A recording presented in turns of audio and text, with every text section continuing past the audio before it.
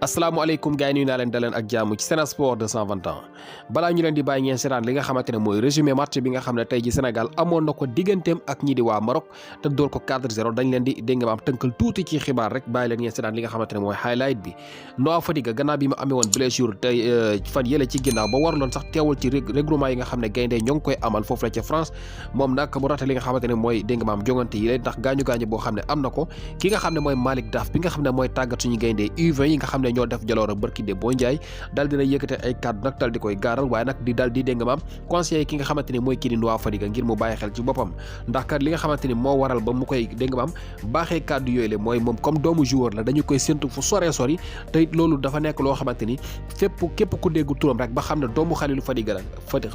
Fadiga la li ngay njëkk a def mooy di def comparaison wala ngay séntu ci moom lu rëy ndax bàyyam li mu jote wane nee na loolu Noah Fadiga na ci bàyyi xel bu fekkente ne maanaam bëgg na wane dara ci football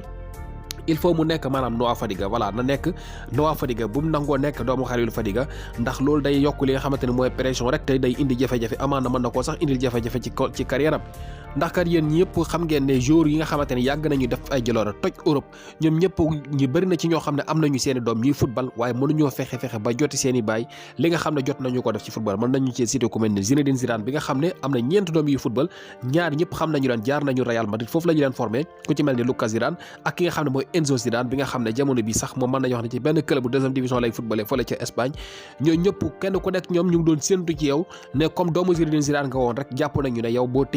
duggee ci terrain war nga mën a wane li nga xam ne sa baay doon na ko wane gis nañu fi tam ku mel ni doomi Patrick Kluivert bi nga xamante ni jamono bi mu ngi football te nekk ca Valence ñu able ko fa bu yàggul dara nga xam ne jamono bi daanaka day changé club rek yooyu yëpp ay mbir la yoo xamante ni dara indiw ko lu dul maanaam médiatisé bi nga xam dañ koy def ci saw tur te loolu bu fekkente ne da nga koo yenu mën na la yóbbee sax maanaam nga am carrière boo xam ne day gàll góose loolu tax ak yu ni mel mën nañuy wax yu bëree bëri yu dégg nga maam niro cas bu mel noonu yu ni mel daal moo tax Malick Daf dal di kii ak maam advice ki nga xamante ne mooy Noah Fadiga ngir mu dal di bàyyi xel ci loolu voilà nee na moom nag gis na ko seetaan na ko xam na ne xale la bu mën a football koo xamante ni moom li mu seetaan ci match bi mu dem def diggante Paris Saint-Germain gis nañu ne am na ay qualité te it am na li nga xamante ne mooy personnalité moom daal ni mu gisee daal xale la boo xam ne am na ci moom yaakaar waaye daal na bàyyi xel bu baax a baax ci li nga xamante ni mooy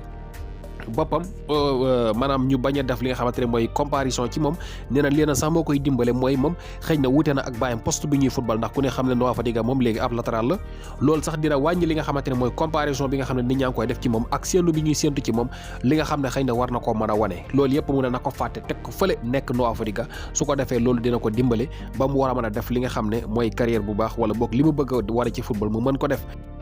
gannaaw loolu Sadio Mané champion d'Afrique l'international sénégalais moom nag tey jii dafa daal di def benn vidéo ñaari vidéo yu gàtt la sax dañ leen di bàyyi après ngeen seetaan ko koo gis nag di nga xam ne dëgg-dëgg jot na ci vidéo yi nga xam ne sénégalais ñu ngi koy def di wax ne may yu dañoo ñaaw nangam voilà gaynde yi nag ku gis li di nga xam ne ñoom dara umpul leen ci réew mi ndax démb lañ doon def photoshoot ñu bari di ko partagé ak di leen ci ñaawal di wane ne ndax maye bi dafa ñaaw affaire yooyu waaye ku dégg li Sadio Mané di wax fii ak vidéo bi nga xam ne defaat na ko après dégg nga di nga xam ne dëgg-dëgg vidéo yi gars yi di def di leen ñaawal ci maye yi ak lañ ciy wax yëpp ñoom jot nañ ci dañ leen di bàyyi ngeen seetaan ko ngeen déglu tam li nga xamante ne mooy kàddu yi am pour wax ci.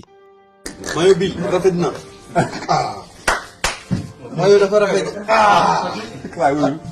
bon boy mayo bi rafet na de bon bàyyi leen di naan mayo bi dafa ñaaw mayo bi dafa rafet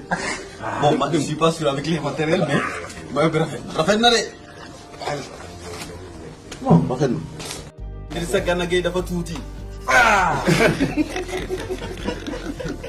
Cheikhou Kouyaté ñaari jabar la am.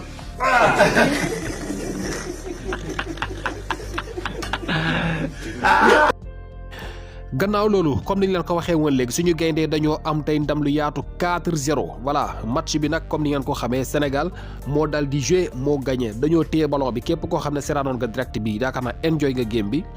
Sénégal moo joué ci kaw Maroc dal di koy gagné ku gis score bi rek da nga xam ne match bi moom ngi ñoo ëppoon doole xam nga ñu bari nag fan yërëb bi ñu xamante ne liste bi génn na ñu ngi doon wax naan waaw lan moo tax woowu ñu dégg nga maam gaynde locaux yi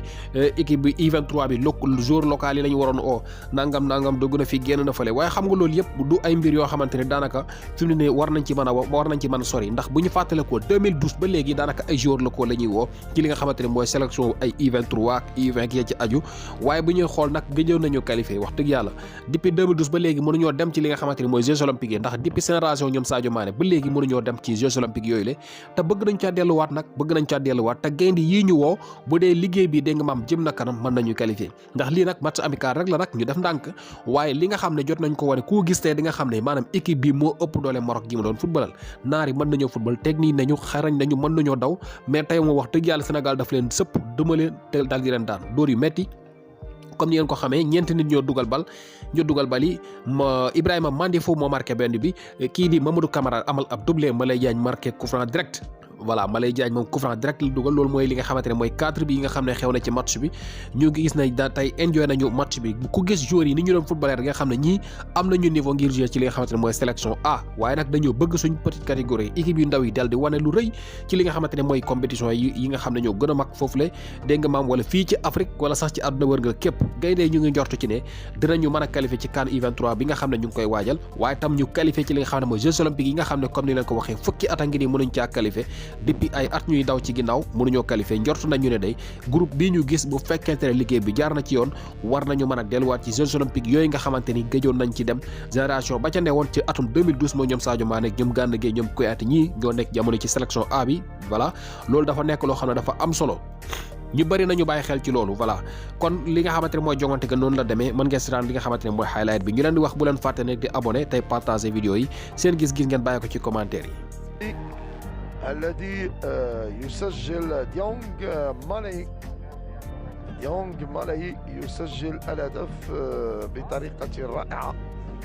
من خلال هذه المحاولة. تابعوا بأنه تسديدة كانت رائعة. مالي ديونغ لاعب جوباس اف سي تمكن من التسجيل بطريقة جيدة، تجاوزت الحائط وهزمت الحارس، سدد بشكل قوي، حائط ما تشكلش بشكل تحول إلى هجمة مضادة.